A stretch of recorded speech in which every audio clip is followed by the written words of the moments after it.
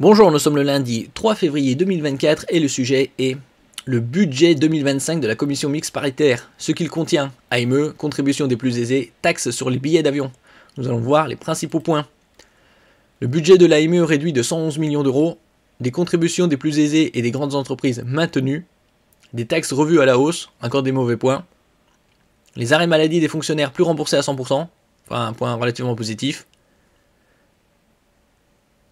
les budgets des ministères réajustés, on verra combien, maintien des 4000 postes d'enseignants, les avantages des anciens premiers ministres et présidents sauvegardés. Ça c'est...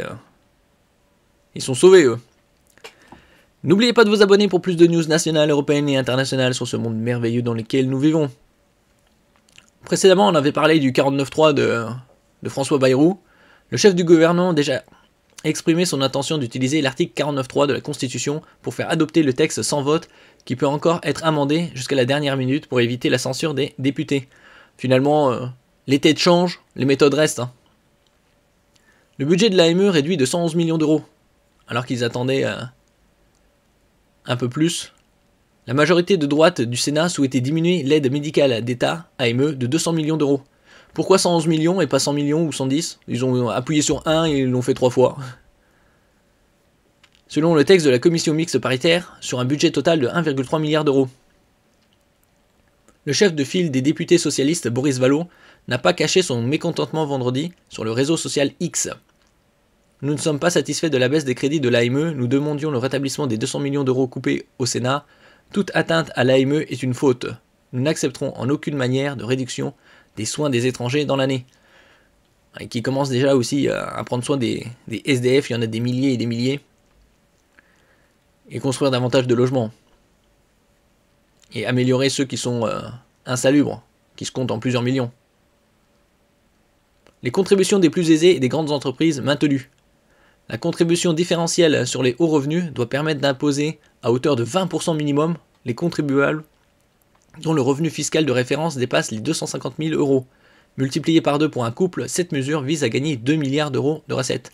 Hier, je vous avais parlé de la censure du gouvernement Barnier qui avait coûté plus de 12 milliards, donc 6 fois plus que ça. Il gaspille des milliards pour économiser quelques millions par-ci par-là. Les grandes entreprises sont, elles aussi, mises à contribution avec une taxe exceptionnelle qui devrait s'élever à 20,6% du montant de l'impôt sur les bénéfices de 2024, pour celles ayant généré entre 1 et 3 milliards d'euros de chiffre d'affaires. Cette contribution s'élèverait à 41,2%, donc le double, ils ne sont pas trop fait chier, on va dire, pour les entreprises ayant dépassé les 3 milliards d'euros de chiffre d'affaires. Au total, 400 grandes entreprises seraient concernées par cette mesure. Cette dernière pourrait faire grincer des dents le PDG de LVMH, Bernard Arnault. Oui, on l'avait ça vu précédemment. Quand on revient en France et qu'on voit qu'on s'apprête à augmenter de 40% les impôts des entreprises qui fabriquent en France, c'est incroyable.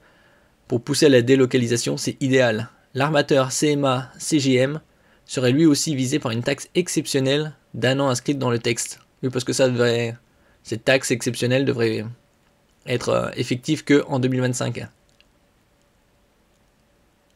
Des taxes revues à la hausse en ce qui concerne les billets d'avion. Pour la classe économique, ça passe de 2,63 € à 7,30 €. C'est assez étonnant qu'ils l'ont fait 7,30 €, pourquoi pas 10 € symbolique. Au total, le dispositif rapporterait entre 800 et 850 millions d'euros, même pas 1 milliard. La taxe sur les rachats d'actions et sur les transactions financières est aussi concernée par une hausse de 0,3 à 0,4%. Autre proposition inscrite dans le texte, un malus renforcé sur l'achat de voitures thermiques. Oui, parce que les gens choisissent d'acheter du thermique plutôt que de l'électrique. C'est peut-être aussi la différence de prix qui est énorme. Et une fiscalité augmentée sur les chaudières à gaz. Les arrêts maladie des fonctionnaires plus remboursés à 100%. Dans la fonction publique, les agents semblent épargnés par l'allongement du délai de carence des arrêts maladie de 1 à 3 jours. Mais ils risquent d'être affectés par une baisse de leur indemnisation de 100 à 90% de leur arrêt maladie. Ouais. Les budgets des ministères réajustés pour réduire le déficit à 5,4% du PIB, avec l'augmentation du chômage et également la baisse de croissance, 5,4%, ça va être compliqué. En ce qui concerne 2024, le déficit public serait de 6,2%. Entre 6 et 6,2. On verra les publications officielles. Maintien des 4000 postes d'enseignants. Sous Hollande, ils avaient supprimé, c'était Sarkozy-Hollande, ils avaient supprimé des milliers et des milliers de postes. C'était aux alentours de 50 à 60 000 environ. Et après, ils en avaient recréé quelques milliers, genre 15 à 20 000. On me dit, ah vous voyez, on crée des postes. Les avantages des anciens premiers ministres et présidents sauvegardés. La sénatrice centriste de l'Orne, Nathalie Goulet, avait déposé un amendement pour supprimer les avantages des anciens premiers ministres et présidents, estimé à 2,8 millions d'euros. Sa proposition n'a finalement pas été retenue par la commission mixte paritaire qui a décidé de continuer d'octroyer ces avantages aux élus, comme une voiture avec un chauffeur ou un secrétariat. Ça c'est des ministres, un train de vie de ministre. C'est des princes ou des marquis. Merci pour votre écoute et à la prochaine.